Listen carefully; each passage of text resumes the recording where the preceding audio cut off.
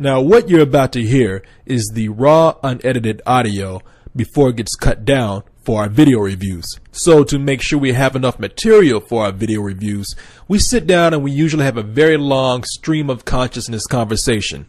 Basically a lot of rambling until we stumble upon something that we find useful or funny. What that means for you is that you get to hear all of our mistakes, retakes, experimentations, vulgarities, an occasional argument or two, and the overall insanity behind the whole process. So with that said, thanks for listening, and I hope you enjoy. We got this movie, Journey to the Center of the Earth, right? Yeah. You got Brendan Fraser, you got some little smart-ass kid. And Wait. Brendan Fraser? Yeah. Encino Man? I like to think of him as George of the Jungle myself. Nah. But yeah, we have Brendan Fraser, from the Mummy guy. The dude who fought the mummy, man. Give me a break. The guy who fought those cartoons? Get out of here. Who fought that CGI effect? That CGI bullshit. He fought a CG rock, man. What you talking about? That guy's fighting sand. But no, so he's going to the center of the earth, man. He's got some little smart ass kid. He's got some hot Icelandic chick with him, and they get to the center of the earth in like 2 minutes. So I figured, and they did it without a jackhammer. So I can get it. I get some tools. We can be there in a matter of seconds, man. Corey, you don't believe everything you see in the movies, damn it. Well, let me say something here, man. I mean, this movie was about as dumb as it can be. Oh, really? Yeah, it's one of the dumbest things I've seen this summer, but it was in 3D. 3D? Give me a break, dude. Nobody can ever match the 3D quality of a good old Viewmaster.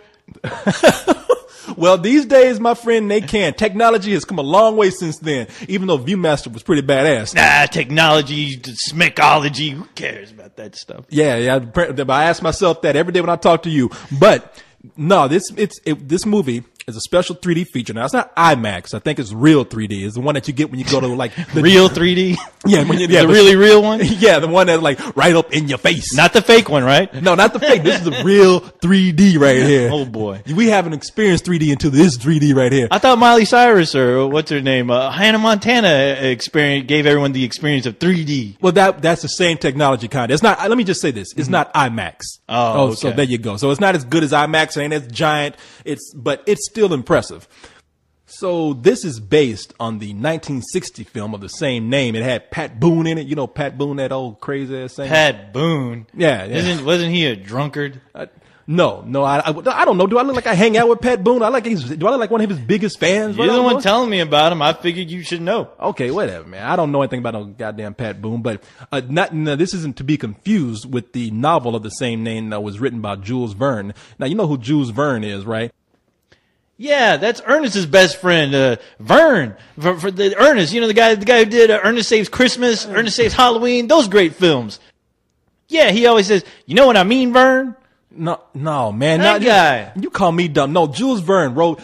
No, man. Jules Verne wrote 20,000 Leagues Beneath the Sea. Nope, never heard of it. Around the World in 80 Days. Nah. Okay, none of these are comic books, so apparently you don't know. I'll just download them, the audio books of those. Okay, all right. Do whatever you got to do. Anyway, so this movie deals with Brendan Fraser. Now he's a professor, and everybody, his colleagues, they think that he's some sort of crackpot because he has some theory about volcanic activity in certain parts of the world where it can't happen. I just think they think he's a dumbass because he looks like a dumbass. I mean, who's gonna buy Brendan Fraser as a professor? Look at him. Yeah, he looks like Encino Man still. I ain't gonna believe anything comes out of his damn mouth. Yeah, he's a goofy looking guy. I like Brendan Fraser a lot, but Professor Fraser, hell no. That's an actor? Give me a break. Yeah. Now, his nephew is brought over to him to stay for a few weeks by his sister-in-law.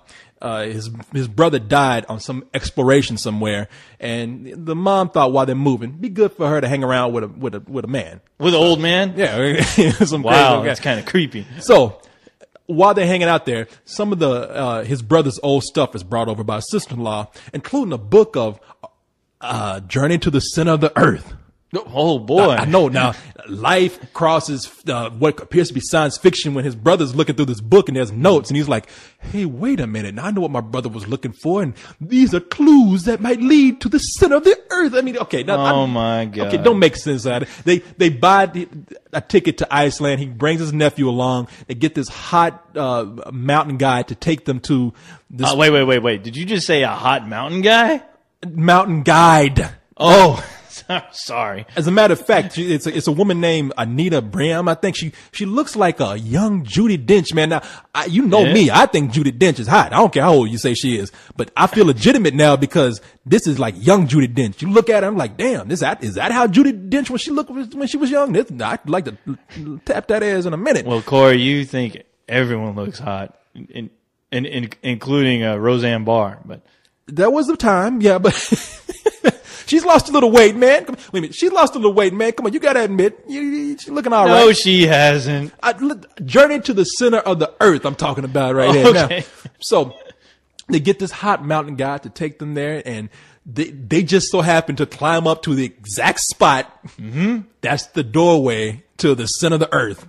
The center of the earth has a doorway? Well, there's an entrance. I mean, it's a whole series of lucky things going on here. Here's where the center of the earth is. Do they have like a little dude looking at the center of the earth on the there's a sign right there with a hand pointing. You must be this high to get to the center of the earth. No, the lightning strikes. They just get lucky. They go into a cave and they somehow stumble upon the path to take them to this other world beneath the earth. There's a road to the center of the earth? Man, look, this is what I'm talking about. It's at this point that this movie just becomes an amusement park ride. I mean, it really is. It's at this point that they were writing something and the script writer said, fuck it. Let's just put in a series of what would make good amusement park rides and the kids will be happy. We'll just pretend this takes place in Bizarro World. How's that? No, everything makes sense in Bizarro World. No, they say we'll just pretend this takes place in Disney World at this point. You are on the journey to the center of the earth ride.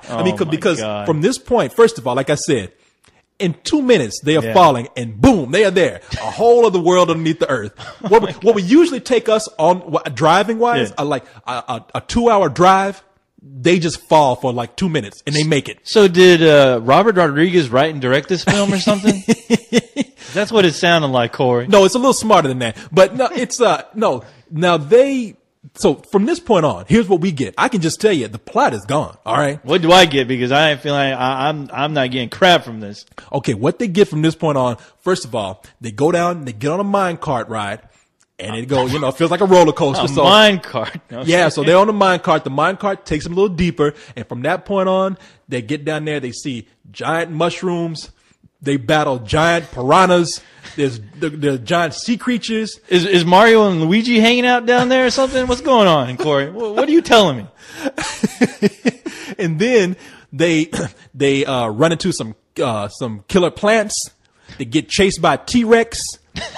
Wait. And then T-Rex. And then they get trapped in a tunnel. They get trapped in a tunnel full of lava, and then they escape. They end up back on Earth, and I just gave you the whole movie right there. Oh my God! At any point, did they run into Skeletor as well?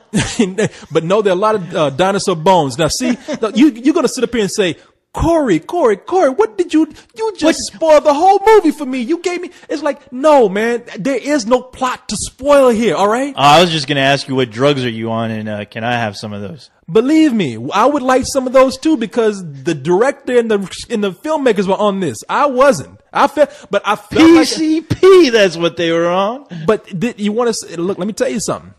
It might not make sense. It might be dumb as hell. But with a title like Journey to the Center of the Earth, but it's in 3D, and that is like drugs for little kids. As stupid as this movie is, it is a family film. It's a big adventure movie for film. Now, let me tell you something. If you were the kind of person you watch Die Hard, and the fact that John McClane was able to jump on back of a jet, and you sat up and you said, "No, man, that's cool."